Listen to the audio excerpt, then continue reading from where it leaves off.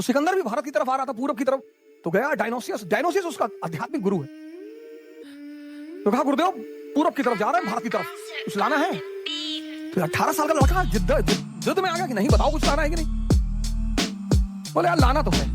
बोले क्या लाना है? बोले एक सन्यासी लिया भारत से। बोले सोच सिकंदर, तेरे पूरे राज्य की कीमत एक गिलास पानी से ज्यादा नहीं है। सोचेगा कि हाँ यार मेरे साम्राज्य की कीमत तो एक गिलास पानी से ज्यादा है ही नहीं, बुखार से मर गया।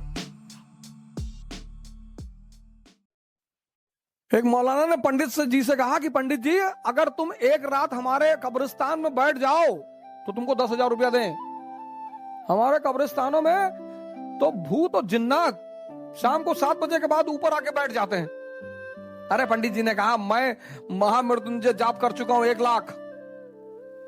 तंत्र मंत्र करने में जिन्नात उन्नात से मैं नहीं डरता, 50 भूतों को तो मैंने खुद ही पाल रखा है। मौलाना ने कहा अच्छा आज रात हमारी कब्रिस्तान में बिता कर दिखाओ। पंडित जी चले गए।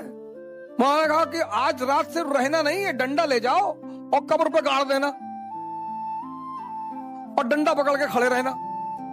पंडित जी गए कि डंडा गाड़ेंगे और फिर वापस चले आएंगे।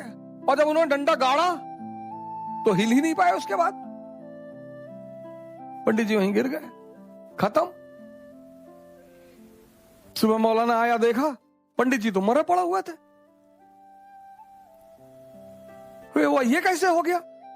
तो देखा उसने गौर से चारों तरफ घूम के, तो पंडित जी धोती पहने थे और धोती जमीन से लग रही थी। और जब उन्होंने डंडा गाड़ा तो धोती के साथ डंडा अंदर चला गया। तो जब वो पलटे तो धोती तो डंडे में फंसी थी। उनको लगा कि पकड़ लिया इसने।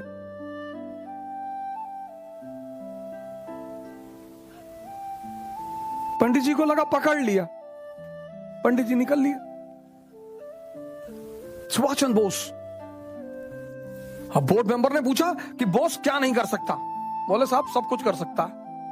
बोले सब कुछ कर सकता है बोस? उसने कहा अच्छा। उसने अपनी वेडिंग रिंग निकाली, शादी वाली अंगूठी सामने रख दी, कहा इसमें से निकल के दिखाओ। सुभाष चंद्र बोस ने एक पेपर लिया, कागज में लिखा SC बोस और उस अंगूठी से निकाल दिया, कहा निकल गए। तो सिकंदर भी भारत की तरफ आ रहा था, पूरब की तरफ। तो गया डायनोसियस, डायनोसियस उसका आध्यात्मिक गुरु है। तो कहा गुरुदेव पूरब की तरफ जा रहे हैं, भारत की तरफ, कुछ लाना है? बोले यार कुछ लाना वाना नहीं है, हट जाओ सामने से, धूप आ रही है। तो 18 साल का लड़का जिद में आ गया कि नहीं, बताओ कुछ लाना है कि नहीं। बोले यार लाना तो है। बोले क्या लाना है? बोले एक सन्यासी लिया भारत से। कहा ठीक है। आया भारत आया। जब वो लौटने लगा पोरस से युद्ध के बाद, तो उसे याद आया कि यार गुरुदेव ने तो सन्यासी मंगवाया। तो उसने कहा हाँ। तो उसने अपने सेनापति नियार्कस को बुलाया, कहा ऐसा करो एक सन्यासी पकड़ लाओ, जाओ उठा लाओ किसी को। नियार्कस गया और एक बहुत फेमस सन्यासी थे उस समय के, दंडिन सन्यासी, सिकंदर को मिल गया दंडिन। नियार्कस वो गया बाहर, उसे वही मिल गए गेरुआ पहने हुए। उसको लगा ये है सन्यासी। उसने दंडिन से कहा कि सिकंदर भाई ने बुलाया है। सिकंदर भाई ये कौन है? अरे बोले उसने तलवार पे हाथ रखा। अरे दंडिन ने कहा ये सब खिलौने बाजार में बहुत मिलते हैं और दुनिया में 2 ही भाई हैं, एक ऊपर वाला दूसरा मैं, और किसी का नाम मत लेना मेरे सामने, नहीं तो चप्पल निकाल के इतना मारूंगा तुमको। नियार्कस को बड़ा अजीब लगा कि ये कौन आदमी है यार। नियार्कस ने आके कहा सिकंदर से कि यार बड़ी अजीब चीज हो गई आज। बोले क्या? बोले आपका नाम जिसके भी सामने लिया वो कांपने लगा। पहली बार एक नंगा सा आदमी, फकीर, भिखमंगा, वो तो हम ही को गाली देने लगा पलट के कि बड़ा सिकंदर देखे। सिकंदर ने कहा अच्छा चलो। सिकंदर पहुंचा दंडिन के पास, कहा मैं सिकंदर अगर पहाड़ों को हुक्म कर दूं तो पहाड़ भी चलते हैं। डायलॉग बाजी मानवीय प्रवृत्ति है। दंडिन ने कहा दिखा चला के, दिखा, बोल पहाड़ों से बोल।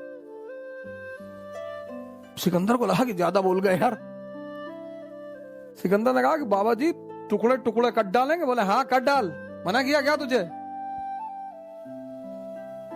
तब सिकंदर ने हाथ जोड़ा कहा बाबा जी हमारे साथ चले चलते, हमारे गुरु ने एक सन्यासी मंगाया, हमको काहे पचड़े में डाल रहे, हमारे साथ चले चले, जो पैसा रुपया बोलेंगे हम देंगे। बोले पैसा रुपया नहीं चाहिए,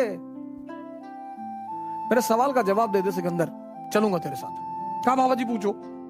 कहा मान ले तुम परोस्थल में फंस गया और तुझे एक गिलास पानी की जरूरत है, अगर तुझे एक गिलास पानी नहीं मिला तो तू मर जाएगा, और वो एक गिलास पानी मेरे पास है, तो तू उस एक गिलास पानी के लिए मुझे क्या दे सकता है?